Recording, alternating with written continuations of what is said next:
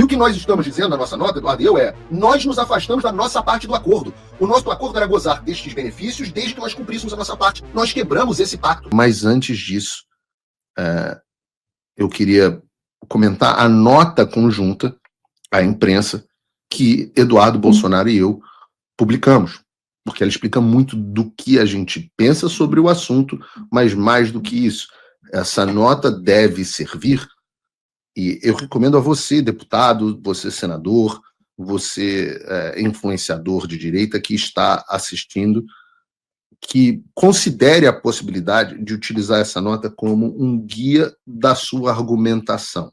Você está falando de narrativa, essa carta foi construída, e pode ter certeza que ela teve a aprovação de pessoas importantes antes de ser divulgada, em linha com o plano que nós temos daqui para frente.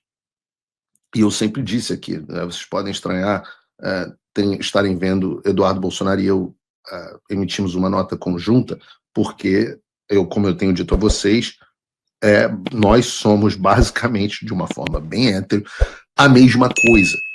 Nós temos agido de forma conjunta. Então, a nossa comunicação será conjunta, o que vocês ouvirão de nós será uma coisa pensada, conversada, nada de trapalhadas comuns do bolsonarismo. A gente está fazendo a coisa com princípio, meio e fim.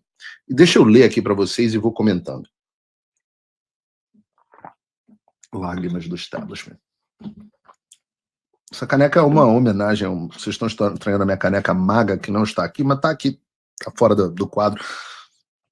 Mas é porque hoje eu estou usando a caneca em homenagem ao meu querido amigo Steven Crowder, a quem eu devo tanto aqui, um dos maiores podcasters dos Estados Unidos. Um abraço para o Steve, que inclusive mudou minha vida com a marca de café. Estou tomando aquele café 1775, não é um merchan, não.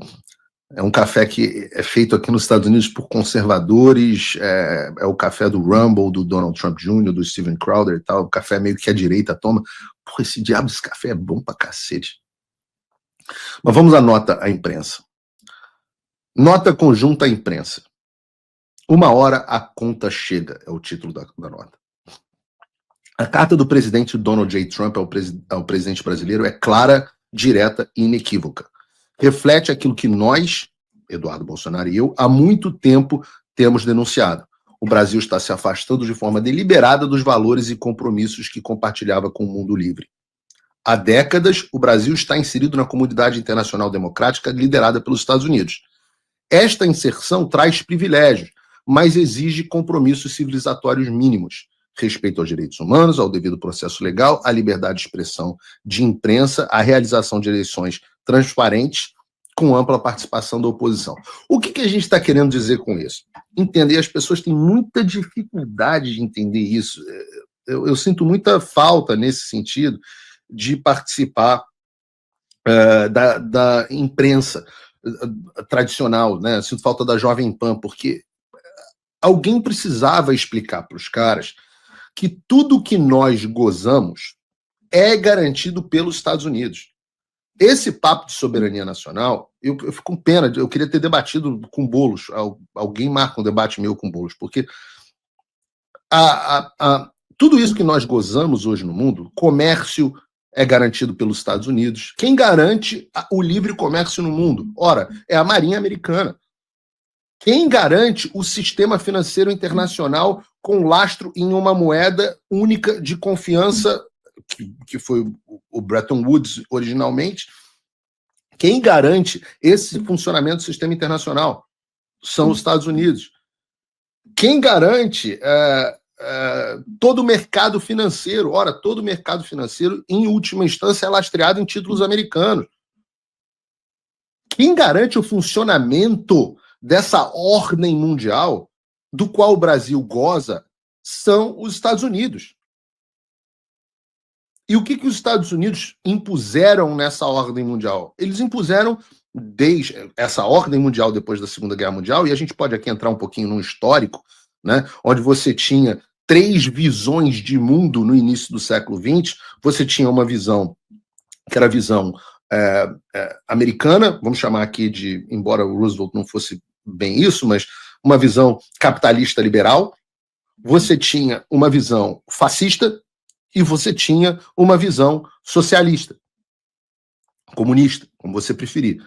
Essas três visões de mundo, essas três formas de ver o mundo, né? A visão fascista, por exemplo, era incorporada pela Alemanha, pela Itália, pelo Japão, e foi, em boa parte, o Brasil flertou com isso, o próprio Roosevelt nos Estados Unidos flertou com isso, assim como o socialismo, houve flerte no Brasil com o socialismo, houve flerte nos Estados Unidos com o socialismo, com o comunismo. Eu sempre conto aqui, né, a história de que no início do século XX, por exemplo, os judeus americanos eram muito comunistas. Eram muito comunistas. O caso Oppenheimer é um desses casos. Então você tinha essas três visões de mundo que entraram em choque na Segunda Guerra Mundial. O socialismo, o comunismo e a visão liberal capitalista derrotaram e destruíram a visão fascista de mundo. E a partir disso você teve duas visões no planeta.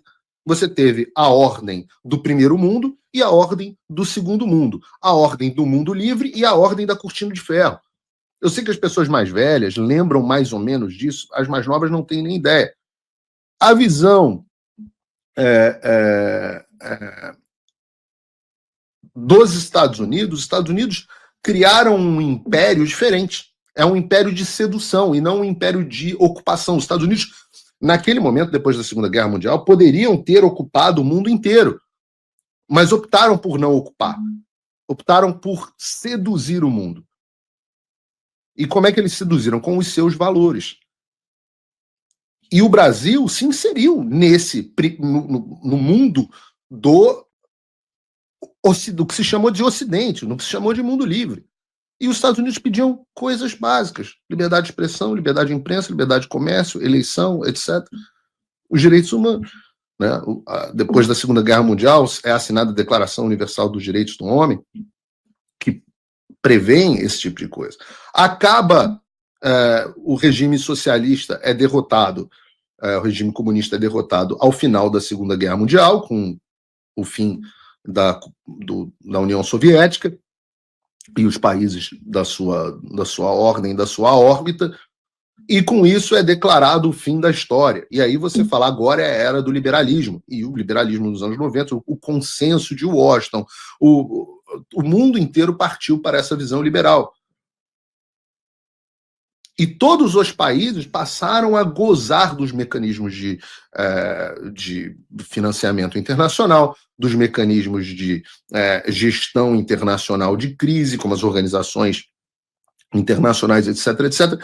E depois o globalismo acabou tomando esse tipo de coisa e derrotando, o comunismo se apoderou do globalismo e acabou derrotando essa visão da história.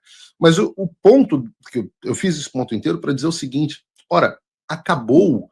Nós estamos quebrando a nossa parte desse acordo. Nós não temos o direito, como nação, ao livre comércio. Nós não temos o direito, como nação, à participação do sistema financeiro internacional. Nós não temos esse direito. Esse é um privilégio do qual nós gozamos, garantido pelos americanos. Esse papo de soberania... A Marinha Brasileira consegue garantir qualquer porra de soberania de comércio, meu Deus do céu? A Marinha Brasileira não consegue cuidar da nossa costa. Se fechar o Estreito de Hormuz, a Marinha Brasileira vai fazer o quê? Fechou o Canal do Panamá. A Marinha Brasileira vai fazer o quê? A Marinha Brasileira não consegue lidar com águas marrons, que são as águas da costa. Imagina com águas profundas. Então, um sujeito como Boulos, como... E ninguém fala isso, meu Deus do céu. Eu nunca vi uma pessoa na televisão brasileira falando assim: não existe soberania em comércio internacional porque você não é capaz de garantir o comércio nacional. Não existe soberania no sistema financeiro internacional porque você não consegue garantir o sistema financeiro internacional. Quantas moedas você teve no seu país, meu filho, nos últimos 30 anos?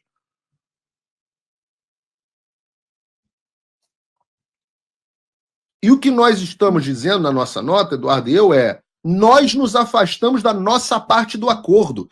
O nosso acordo era gozar destes benefícios desde que nós cumpríssemos a nossa parte. Nós quebramos esse pacto. Trump voltou à presidência. E isso é um alívio, sem dúvida. Mas o que isso muda no Brasil? Nada, se ninguém fizer nada. A verdade é que a esperança não pode virar passividade. As coisas não vão se resolver sozinhas, e muito menos com textão e xingamento nas redes sociais. Não espere que alguém venha salvar o país por você. Se você não agir, ninguém vai. Eu estou fazendo a minha parte. Eu larguei tudo para me dedicar a isso. Mas sem apoio, esse trabalho simplesmente não continua.